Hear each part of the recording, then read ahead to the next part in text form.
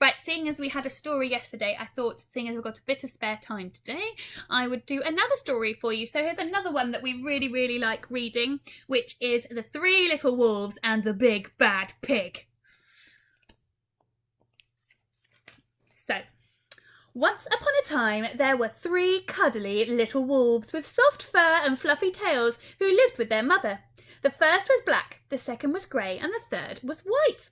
One day the mother called the 3 little wolves round to her and said, "My little children, it is time for you to go out into the world. Go and build a house for yourselves, but beware of the big bad pig."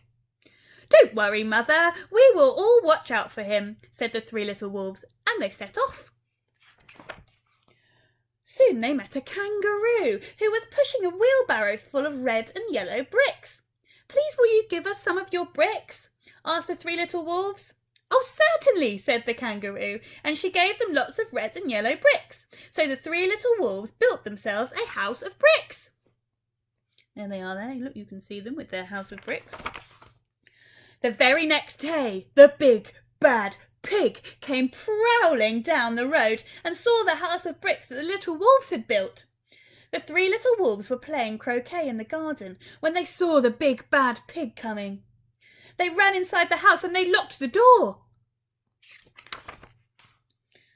The pig knocked on the door and grunted, little wolves, let me come in."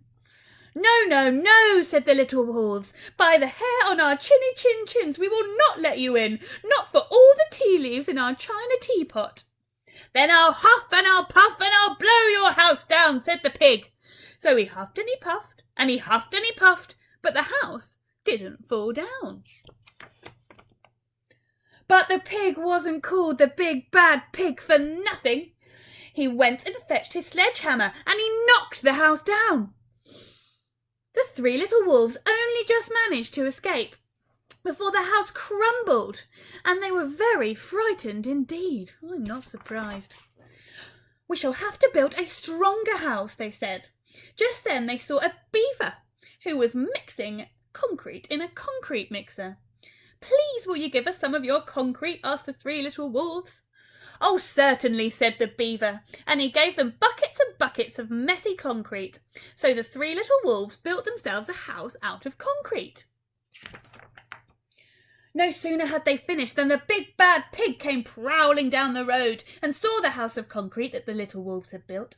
They were playing battledore and shuttlecock in the garden, and when they saw the big bad pig coming, they ran inside to their house and they shut the door. The pig rang the bell and said, "Little frightened wolves, let me come in." "No, no, no," said the 3 little wolves. "By the hair on our chinny chins, we will not let you in, not for all the tea leaves in our china teapot." "Then I'll huff and I'll puff and I'll blow your house down," said the pig. So he huffed and he puffed and he huffed and he puffed, but the house didn't fall down. But the pig wasn't called the big bad pig for nothing. He went and fetched his pneumatic drill and he smashed the house down. The 3 little pig wolves only managed to just escape from by their chinny chins, and they were trembling and trembling and trembling. "We shall build an even stronger house," they said, because they were very determined. Just then they saw a lorry coming up the road, and it was carrying barbed wire, iron bars, armour plates and heavy metal padlocks. "Please will you give us some of your barbed wire, a few iron bars, some armour plates and some very heavy metal padlocks?" they said to the rhinoceros who was driving the lorry.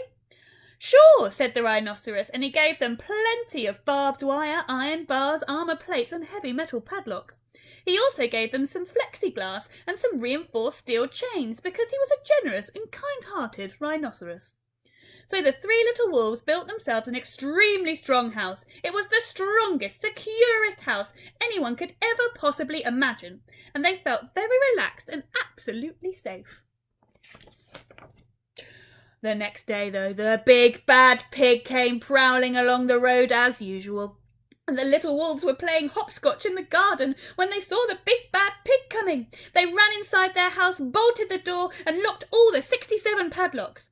The pig pressed the video entrance phone and said, "Frightened little wolves with trembling chins, let me come in." "No, no, no," said the little wolves. "By the hair on our chins, we will not let you in, not for all the tea leaves in our china teapot." "Then I'll huff and I'll puff and I'll blow your house down," said the pig. So he huffed and he puffed, but the house didn't fall down. But the pig wasn't called the big bad pig for nothing. He bought some dynamite, he laid it against the house, he lit the fuse, and the house blew up! Bang! The little wolves just managed to escape with their fluffy little tails scorched. "Something must be wrong with our building materials," they said. "We have to try something different, but what?" At that moment they saw a flamingo bird coming along pushing a wheelbarrow full of flowers.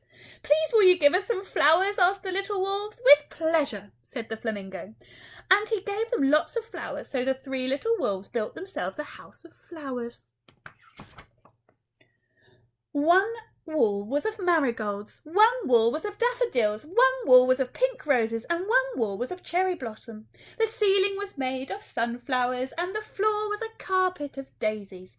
They had water lilies in their bathtub and buttercups in their fridge. It was a rather fragile house, and it swayed in the wind, but it was very beautiful. Next day the big bad pig came prowling down the road, and he saw the house of flowers that the little wolves had built. He rang the bluebell and said, "Little frightened wolves with trembling chins and little scorched tails, let me come in." "No, no, no," said the 3 little wolves. "By the hair on our chins, we will not let you in, not for all the tea leaves in our china teapot." "Then I'll huff and I'll puff and I'll blow your house down," said the pig. But he took a deep breath in, ready to huff and puff, and he smelled the soft scent of the flowers. It was fantastic, and because the scent took his breath away, the pig took another breath, and then another. And instead of huffing and puffing, he began to sniff, and he sniffed the fragrant smell of the flowers. His heart began to become tender, and he realised how horrible he had been. And in other words, he became a big, good pig.